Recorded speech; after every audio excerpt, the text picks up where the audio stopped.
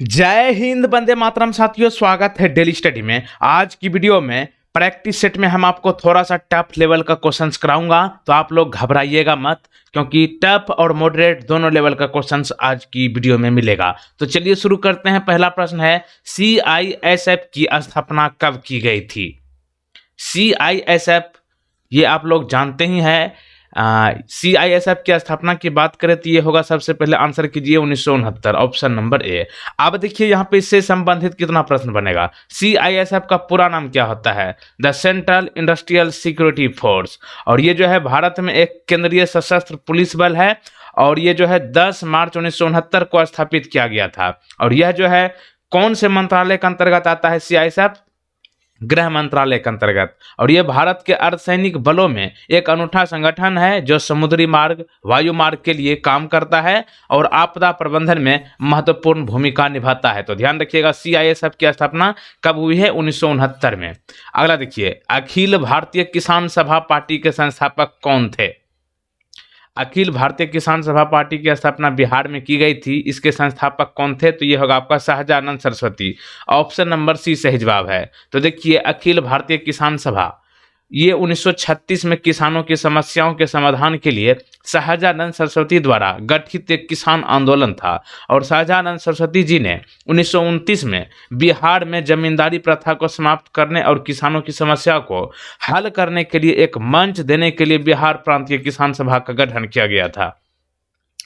अगला प्रश्न देखिए, इनमें से कौन सा रेगिस्तान भारत में पाया जाता है? इन रेगिस्तान में से देखिए, ये अपना प्यारा देश हिंदुस्तान में कौन सा रेगिस्तान है? तो ये होगा आपका थार रेगिस्तान, ऑप्शन नंबर बी। तो देखिए, थार रेगिस्तान जो है भारत के राजस्थान में फैला है। ठीक, राजस्थान जैसा कि आप लोग जानते हैं, क्षेत्रफल में सबसे बड़ा राज्य भारत का कौन है? राजस्थान। यहीं पर है थार रेगिस्तान, और इसे जो है ग्रेट इंडियन डेजर्ट के रूप में भी जाना जाता है। और ये थार रेगिस्तान भारत के साथ साथ पाकिस्तान में भी कुछ इसका हिस्सा है। और पाकिस्तान में थार रेगिस्तान को क्या कहा जाता है? चोलिस्तान कहा जाता है। और कुछ अन्य रेगिस्तान के बारे में पूछा जाता है अक्सर एग्जाम में, जैसे कि टकला मकान, ये रेगिस्तान कहाँ है? एशिया में है। गोबी रेगिस्तान कहाँ है? एशिया में है। सहारा रेगिस्तान कहाँ है? अफ्रीका में है। काली हारा रेगिस्तान कहाँ है? अफ्रीका में है। ग्रेट विक्टोरिया रेगिस्तान कहाँ है? ऑस्ट्रेलिया में है। प्रसिद्ध चिल्का झील किस राज्य में है? चिल्का लेक के बारे में आपसे पूछा गया है, तो ये है आपका उड़ीसा में। ऑप्शन नंबर सी सही जवाब है। तो देखिए, पूर्वी भारत में उड़ीसा राज्य में स्थित चिल्का झील एक खारी पानी की झील और पूरी, गुर्दा और गंजाम जिलों के माध्यम से फैले एक मुहाना चरित्र के साथ एक उथले लेगून है। तो ध्यान रखिएगा, चिल्का झील कहाँ पर है? उड़ीसा में है। अगला देखिए, डॉक्टर बाबा साहेब अम्बेडकर अंतर्राष्ट्रीय हवाई अड्डा कहाँ है? डॉक्टर बाबा साहेब अम्बेडकर अंतर्राष्ट्रीय हवाई अड्डा की बात करें, ये होगा नागपुर, ऑप्शन नंबर बी। तो देखिए, महाराष्ट्र में है नागपुर, और यहीं पर है doctor Baba Saheb Ambedkar international airport. देखिए, महाराष्ट्र में कुल मिलाकर 2 अंतर्राष्ट्रीय हवाई अड्डा है। वैसे लोकल एयरपोर्ट तो है ही, लेकिन इंटरनेशनल एयरपोर्ट महाराष्ट्र में सिर्फ 2 है। उनका क्या क्या नाम है? एक तो है छत्रपति शिवाजी महाराज अंतर्राष्ट्रीय हवाई अड्डा, नवी मुंबई में ये है।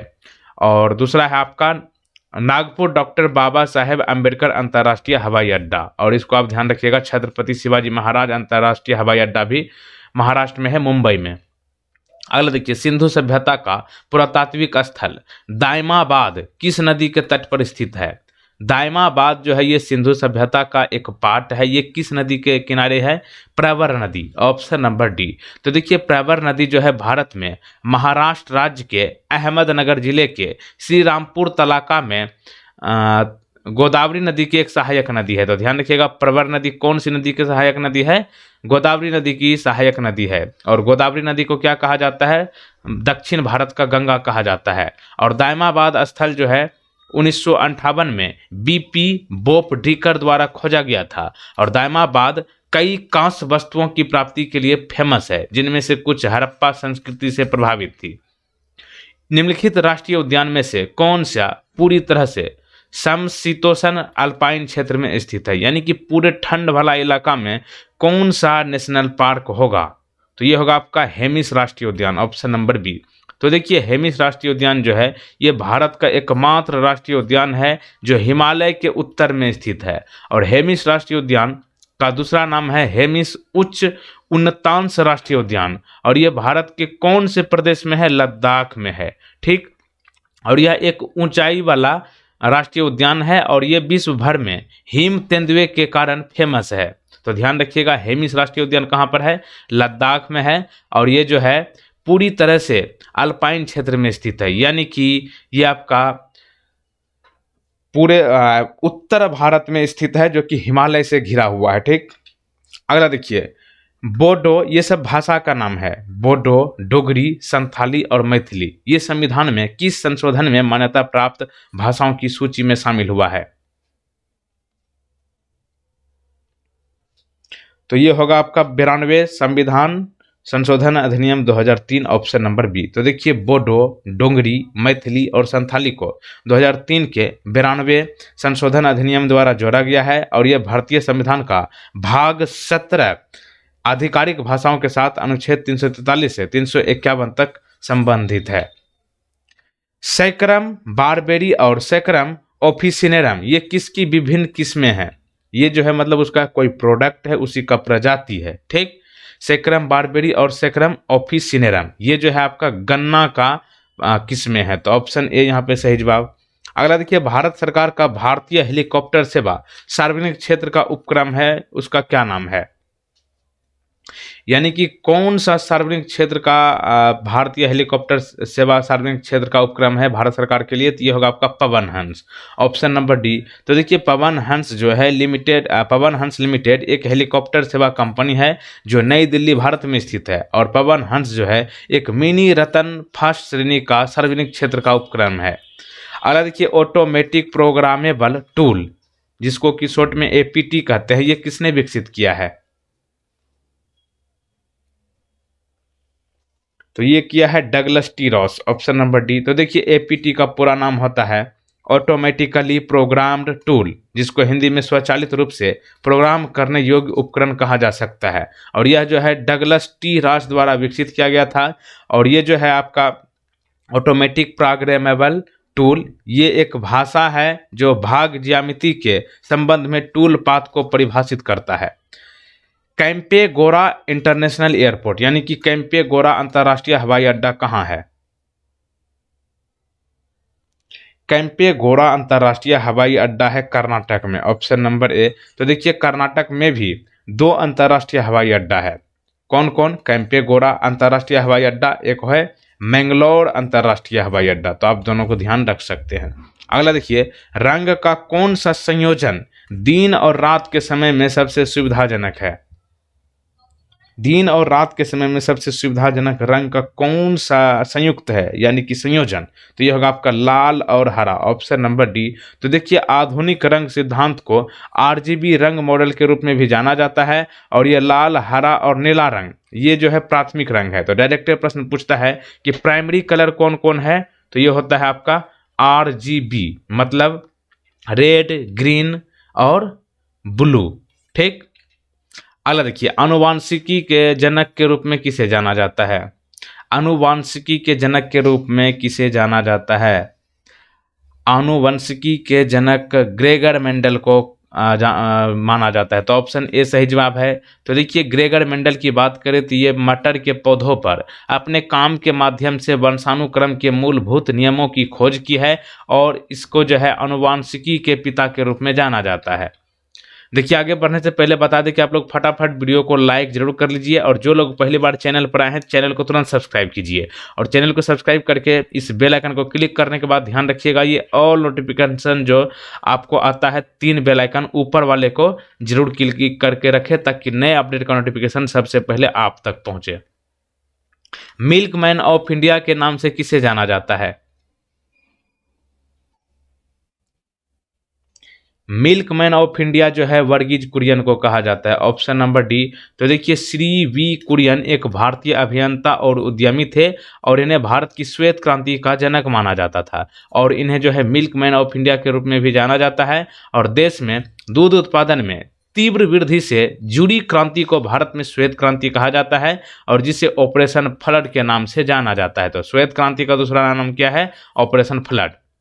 अगला देखिए, निम्नलिखित में से कौन सा हड़प्पा स्थल राजस्थान राज्य में स्थित है? उस हड़प्पा स्थल का नाम बताइए जो राजस्थान में है। तो ये होगा आपका कालीबंगन, ऑप्शन नंबर डी। तो देखिए कालीबंगन की खोज किसने की, लुइगी पियो टेसीटोरी, और ये जो है एक इतालवी भारतीयविद और भाषाविद थी।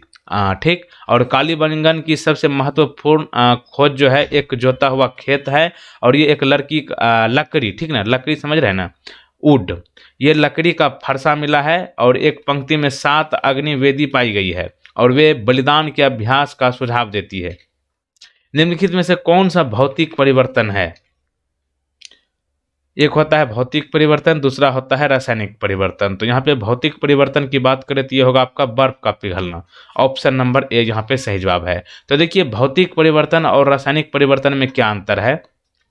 भौतिक परिवर्तन उस परिवर्तन को कहते हैं जो पहले का अवस्था में वापस आ जाए। मतलब जैसे कि कोई भी प्रक्रिया हुआ, जैसे कि बर्फ जो है पिघल गया, तो बर्फ पिघला होगा तो क्या बना होगा, पानी बना होगा। और बर्फ जब पानी बन गया तो पानी को क्या हम फिर से बर्फ बना सकते हैं? बिल्कुल बना सकते हैं। तो ये हो गया आपका भौतिक परिवर्तन। और रासायनिक परिवर्तन किसको कहते हैं? ये जो होता है पहले की अवस्था में ना आना। जैसे कि दूध जो है, दूध से हम लोग दही बनाए, दूध से दही जो बनाए, क्या बाद में दही को फिर हम दूध बना सकते हैं? नहीं बना सकते हैं। तो ये हो गया आपका रासायनिक परिवर्तन। तो उदाहरण देख लीजिए, भौतिक परिवर्तन के उदाहरण बर्फ का पिघलना, बनावट संबंधी परिवर्तन, आकार, रचना, रंग आदि। यानी कि बनावट संबंधी परिवर्तन क्या हो गया, जैसे कि हम लोग घर, महल, ताजमहल जो भी बनाए, जो अगर हम घर बना सकते हैं तो घर को हम तोड़ भी सकते हैं, पहले की अवस्था में ला सकते हैं। तो ये हुआ आपका भौतिक परिवर्तन। रासायनिक परिवर्तन में ऐसा नहीं होता है। जैसे कि दूध का दही में बदलना, दही फिर दूध नहीं बन सकता है। तो ये हो गया आपका रासायनिक परिवर्तन। फलों का पकना, कच्चा जो फल पक जाएगा क्या वो फिर से कच्चा हो जाएगा? पका हुआ फल नहीं होगा। तो ये होगा आपका रासायनिक परिवर्तन। अंगूर का किण्वन यानी कि सड़ना, अंगूर अगर सड़ गया तो क्या वो फिर से ठीक होगा? नहीं होगा। तो ये सब जो है रासायनिक परिवर्तन के उदाहरण हुआ। केरल में कितने इंटरनेशनल एयरपोर्ट है, यानी कि केरल राज्य में कितने अंतर्राष्ट्रीय हवाई अड्डा है? तो यहाँ पर है 4, ऑप्शन नंबर डी। तो देखिए केरल में अंतर्राष्ट्रीय हवाई अड्डों की संख्या 4 है, जिनमें कि पहला आपको ध्यान रखना है तिरुवनंतपुरम जिले में त्रिवेंद्रम अंतर्राष्ट्रीय हवाई अड्डा है, और दूसरा है एर्नाकुलम जिले के नेंदू बस्सेरी में कोचीन अंतर्राष्ट्रीय हवाई अड्डा, और मलप्पुरम जिले के करीपुर में कालीकट अंतर्राष्ट्रीय हवाई अड्डा है। उसके बाद कन्नूर जिले के मट्टू नगर में कन्नूर अंतर्राष्ट्रीय हवाई अड्डा है। तो यहाँ पे आप इसको ध्यान रख सकते हैं। केरल में कुल मिलाकर 4 इंटरनेशनल एयरपोर्ट है। पृथ्वी की सतह से केंद्र की ओर तापमान कैसे बदलता है? तो ये होगा आपका पृथ्वी की सतह से केंद्र की ओर तापमान जो है बढ़ता है। तो ऑप्शन नंबर ए यहाँ पे सही जवाब। अगला देखिए, किस अनुच्छेद के तहत जो है सर्वोच्च न्यायालय की स्थापना और संविधान का प्रावधान करता है? सर्वोच्च न्यायालय यानी कि सुप्रीम कोर्ट की जो स्थापना की गई है, ये संविधान के कौन से अनुच्छेद के तहत की गई है? अनुच्छेद 124, और ये जो है संविधान का प्रावधान भी देता है अनुच्छेद 124। तो देखिए अनुच्छेद 124 जो है सर्वोच्च न्यायालय की स्थापना और संविधान का प्रावधान करता है। और यहाँ पे जो है आपको 26 जनवरी यहाँ पे लिखना है, ठीक ना, 28 जनवरी की जगह पर यहाँ पे होगा 26 जनवरी 1950 को भारत के सर्वोच्च न्यायालय और नई दिल्ली में इसके मुख्यालय के रूप में स्थापित हुआ। यानी कि सुप्रीम कोर्ट की स्थापना कब हुई? 26 जनवरी 1950, और इसका हेडक्वार्टर जो है नई दिल्ली में है। और हमारे संविधान के संरक्षण के रूप में किसको जाना जाता है? सुप्रीम कोर्ट को, ठीक। और भारत का मुख्य न्यायाधीश जो है भारत के सर्वोच्च न्यायालय का प्रमुख होता है। अगला देखिए, पोर्ट ब्लेयर किस द्वीप पर स्थित है? पोर्ट ब्लेयर जो है ये आपका द साउथ अंडमान द्वीप पर स्थित है। तो ऑप्शन नंबर सी यहाँ पे सही जवाब है। तो देखिए आपको बताना चाहूँगा, पोर्ट ब्लेयर साउथ अंडमान द्वीप पर स्थित है और भारत के केंद्र शासित प्रदेशों में से एक है। और पोर्ट ब्लेयर जो है अंडमान और निकोबार द्वीप समूह की राजधानी है। तो डायरेक्ट प्रश्न पूछता है कि अंडमान और निकोबार द्वीप की राजधानी कहाँ है? पोर्ट ब्लेयर है, जो कि द साउथ अंडमान द्वीप पर बसा है। सरदार पटेल स्टेडियम कहाँ है? सरदार पटेल स्टेडियम जो है गुजरात में है। गुजरात के किस शहर में है? अहमदाबाद में है। मोबाइल ऐप दोस्त फॉर लाइफ ये लॉन्च हुआ है, किसने लॉन्च किया है? दोस्त फॉर लाइफ ऐप की बात करें, ये किसने लॉन्च किया है? ये एक नया मोबाइल ऐप है। ये जो है एजुकेशन के क्षेत्र में लॉन्च हुआ है, दोस्त फॉर लाइफ। और किसने किया है? CBSE, option number A. तो देखिए, CBSE यानी कि केंद्रीय माध्यमिक शिक्षा बोर्ड ने छात्रों और अभिभावकों के लिए एक नया मोबाइल ऐप दोस्त फॉर लाइफ लॉन्च किया है। और इस ऐप के जरिए काउंसलिंग सत्र कक्षा 9 से 12 के छात्रों को प्रदान किया जाएगा। और CBSE का हेडक्वार्टर कहाँ है? दिल्ली में। और CBSE की स्थापना कब हुई? 3 नवंबर 1962 को। उस अभ्यास का नाम क्या है जो भारत किर्गिज संयुक्त विशेष बलों के बीच किया जाता है? भारत और किर्गिज के बीच में जो है एक अभ्यास होता है, उसका नाम है खंजर, ऑप्शन नंबर बी। तो देखिए, खंजर का अभ्यास जो है 2011 में शुरू किया गया था। और इस अभ्यास को दोनों देशों के बीच सालाना आयोजित किया जाता है। और यह भारत और किर्गिज गणराज्य के बीच रणनीतिक साझेदारी को बढ़ावा देने का इरादा रखता है। पश्चिम बंगाल में कितने अंतर्राष्ट्रीय हवाई अड्डा है? पश्चिम बंगाल में इंटरनेशनल एयरपोर्ट की बात करें तो यहाँ पर कुल मिलाकर 3 है। तो देखिए, पश्चिम बंगाल में जो 3 इंटरनेशनल एयरपोर्ट हैं उनमें कौन कौन है? नेताजी सुभाष चंद्र बोस अंतर्राष्ट्रीय हवाई अड्डा है, बागडोगरा अंतर्राष्ट्रीय हवाई अड्डा है, और एक है काजी नजरुल इस्लाम एयरपोर्ट। तो ये दोनों तो जान जाते हैं, लेकिन ये काजी नजरुल इस्लाम एयरपोर्ट के बारे में पूछा जाता है, तो ध्यान रखिएगा, ये जो है पश्चिम बंगाल में है।